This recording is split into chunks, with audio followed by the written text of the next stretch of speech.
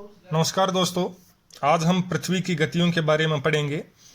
दोस्तों, पृथ्वी की दो प्रकार की गतियां हैं। पृथ्वी की पहली गति है इसकी घूर्णन गति। घूर्णन गति से अभिप्राय ये है कि पृथ्वी अपने अक्ष पर पश्चिम से पूर्व की तरफ में चक्कर लगाती रहती है।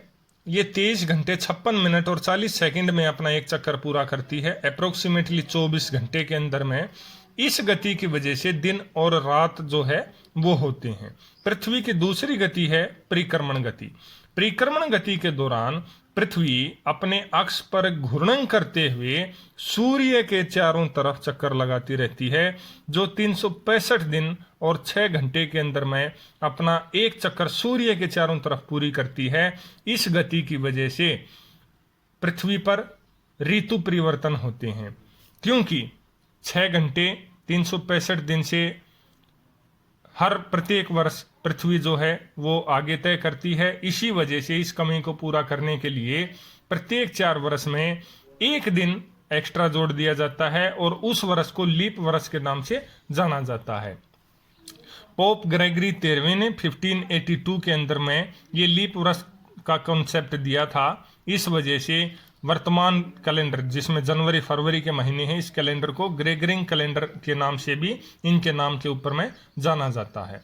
सूर्य की पृथ्वी से औसत दूरी, इसकी एवरेज डिस्टेंस जो है वो करीब करीब 14 करोड़ 98 लाख किलोमीटर है, जो 14 करोड़ 97 लाख 95,900 किलोमीटर पड़ती है। पृथ्वी परिक्रमण करते हुए जब सूर्य की परिक्रमा करती है, उस दौरान 3 जनवरी को पृथ्वी सूर्य के सबसे नजदीक होती है और पृथ्वी की इस स्थिति को उपसौर की या पेरिहिलियन की स्थिति कहते हैं, क्योंकि पृथ्वी अपने परिक्रमा पथ पर सूर्य के चारों तरफ घूमते हुए दीर्घवृत्ताकार मार्ग का अनुसरण करती है। इस वजह से 4 जुलाई को पृथ्वी सूर्य से अधिकतम दूरी के ऊपर में होती है। इसको अपसौर या एपिहीलियन के नाम से जाना जाता है। अब हम विश्व के बारे में पढ़ेंगे। विश्व से हमारा अभिप्राय है पृथ्वी को 2 भागों में बांटने वाली काल्पनिक विषुवत रेखा से। वह दिन जिस दिन सूर्य का प्रकाश सीधे विषुवत, या जिसको भूमध्य रेखा के नाम से भी जानते हैं क्योंकि यह भूमि के मध्य से निकलती है, उसके ऊपर में सीधा प्रकाश पड़ता है और दिन और रात बराबर होते हैं, उसको विश्व की स्थिति कहते हैं। 21 मार्च और 23 सितंबर इन 2 दिनों में सूर्य का प्रकाश सीधे विषुवत रेखा पर पड़ता है, इसलिए इन दिनों को विश्व के नाम से जाना जाता है। 21 मार्च को वसंत विश्व और 23 सितंबर को शरद विश्व के नाम से जाना जाता है। यहाँ पर आप देख सकते हैं कि सूर्य का प्रकाश पृथ्वी के मध्य से गुजरने वाली, जिसको भूमध्य रेखा या विषुवत रेखा के नाम से जानते हैं, मेडिटेरियन लाइन जिसको बोलते हैं, उसके ऊपर में सीधा प्रकाश पड़ता है, तो इसको विश्व की स्थिति कहा जाता है।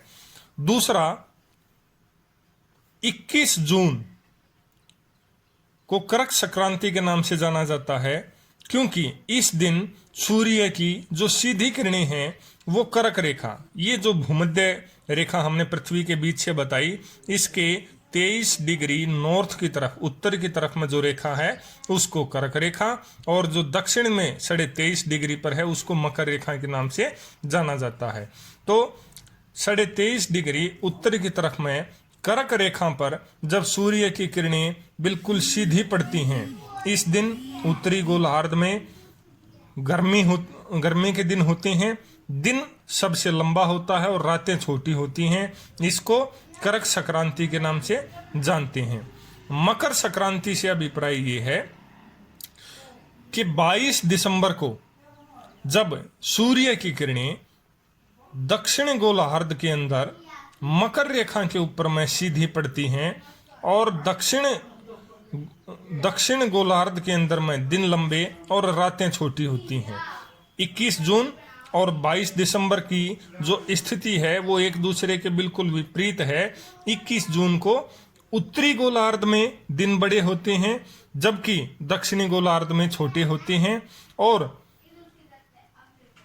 इसके विपरीत 22 दिसंबर को दक्षिणी गोलार्ध के अंदर में सबसे बड़ा दिन होता है, जबकि